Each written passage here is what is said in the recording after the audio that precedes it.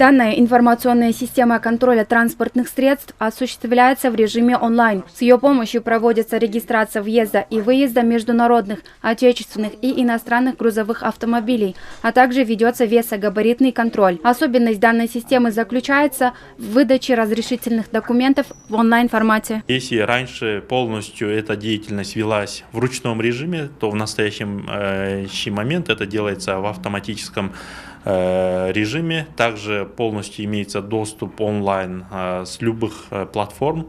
И это приводит к уменьшению коррупционного риска, также повышает удобство для самих пользователей, перевозчиков и также воздействует на экономику нашей страны, потому что все автотранспортные перевозки непосредственно напрямую связаны с внешнеэкономической деятельностью нашей страны. Назгуль Умытбек-кызы рада, что сейчас выдача документов проходит достаточно быстро и без ожиданий. Она работает в сфере грузоперевозок более 12 лет. Ей знакомы все трудности при получении документов. Специалист рада, что появилась такая автоматизированная система, предназначенная для повышения эффективности транспортного контроля.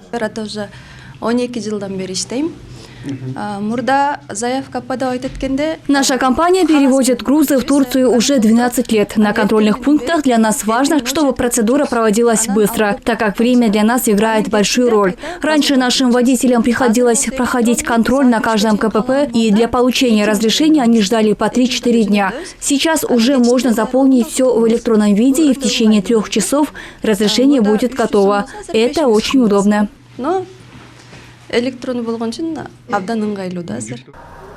Выдача документов отечественным водителям для международных грузоперевозок автоматизирована с 2017 года. С января прошлого года начался прием заявок на разрешение перевоза груза в электронном виде. На данный момент зарегистрированы более 260 фирм и 5000 физических лиц. Более 70 компаний уже подали заявку онлайн.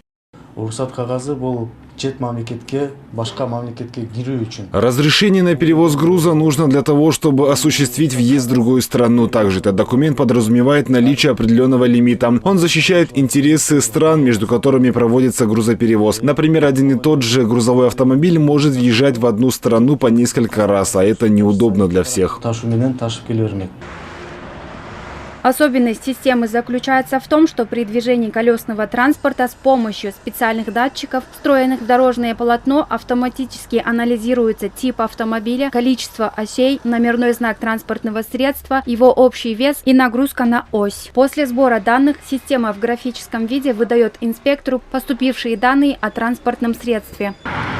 Про эту систему могу сказать то, что при проезде автомашины на весах взвешивается автоматически осевые нагрузки, общая масса также заполняется в журнал, откуда, куда, что за груз везет.